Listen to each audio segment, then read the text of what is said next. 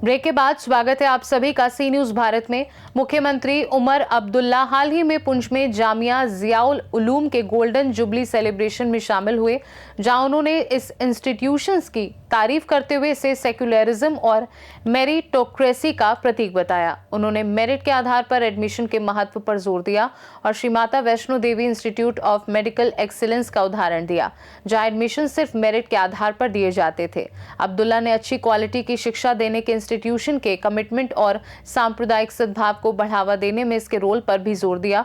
उन्होंने अलग अलग बैकग्राउंड के स्टूडेंट्स के बीच एकता और साथ रहने की भावना को बढ़ावा देने के इंस्टीट्यूशंस के प्रयासों की तारीफ की। 1974 में बना जामिया जियाउल उलूम इस इलाके का एक जाना माना एजुकेशनल इंस्टीट्यूशंस रहा है, जो 1300 से ज्यादा स्टूडेंट्स को शिक्षा देता है।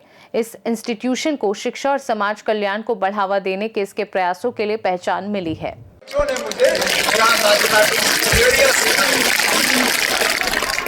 फिर हमें सोशल मीडिया के जरिए बताया जाता है कि इन इदारों में मुल्क के खिलाफ जो है प्रोपेगेंडा किया जाता है, मुल्क के खिलाफ बच्चों को जो है भड़काया जाता है।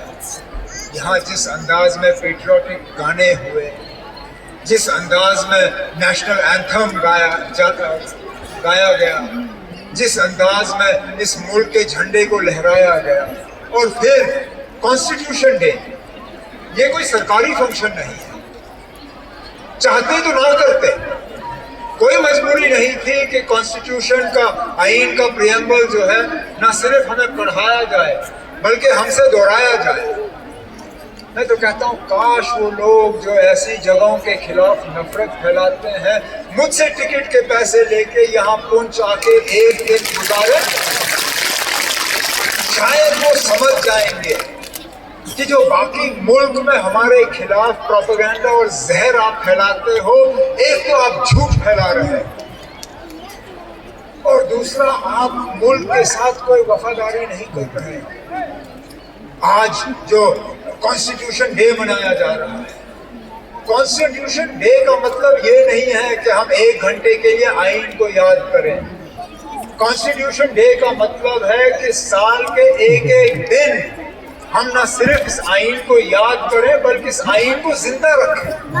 और इस प्रेम्बल में कहा क्या गया कि हर मजहब को बराबरी का दर्जा होगा, इस मुल्क में हर रहने वाले को जमहूरियत का फायदा मिलेगा, कानून की उनको रखवाली होगी।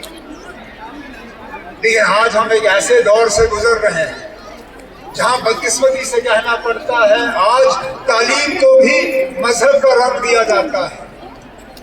आज मेडिकल कॉलेज में भी ये कहा जाता है कि यहाँ मुस्लिम नहीं पढ़ना चाहिए, यहाँ गैर हिंदू नहीं पढ़ने चाहिए। अब हम बच्चों के मेरिट को एक तरफ रख के मजहब के बुनियाद पर अब ये फैसले करना शुरू करेंगे, तो मुझे बताइए ना कहाँ जाएगा मुल्क का आईन? तो जो लोग हमें मुल्क के आईन की सबक सिखाते हैं, जो लोग हमें कॉन्स्टिट्यूशन डे पढ़ाते हैं, उन्हें मैं दोबारा इस जामिया जियाउल उलूम के प्रोग्राम के सिलसिले में जो बच्चों ने यहाँ पेश किया, उन्हें कहता ना कि अगर वाकई आप इस मुल्क के आईन को समझते हो और इस मुल्क के आईन को जानते हो तो इस दायरे के बच्चों को देखिए, यहाँ के उस्तादों को देखिए, यहाँ के चेयरमैन को देखिए, यहाँ के सरपरस्त मौलाना गुलाम कादिर साहब को देखिए। भाईचारे को बुलंद रखने में कौन सी कमी रखी?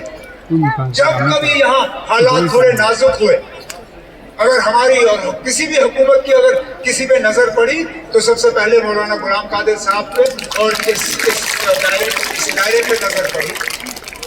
हमेशा इन्होंने हुकूमत की मदद की यहाँ हालात को बेहतर बनाए रखने में, भाईचारे को कायम करने में। जब यहाँ पे कोई नेचुरल डिजास्टर आया उसमें भी इस जामिया ने अपना रोल अदा किया और लोगों की मदद करने की कोशिश की। तालीम में कोई कमी नहीं रखी। इसी बात का नतीजा है कि यूपीएससी इम्तिहान, केएस, केपीएस, इसमें बच्चे जो है पास हो जाते हैं, न सिर्फ पास होते हैं बल्कि कामयाबी हासिल करते हैं। पुंछ से सीनू संवाददाता सौरभ दत्ता की रिपोर्ट। खास रिपोर्ट में फिलहाल के लिए इतना ही। देश दुनिया की बाकी खबरों को जानने के लिए देखते रहिए सी न्यूज़ भारत।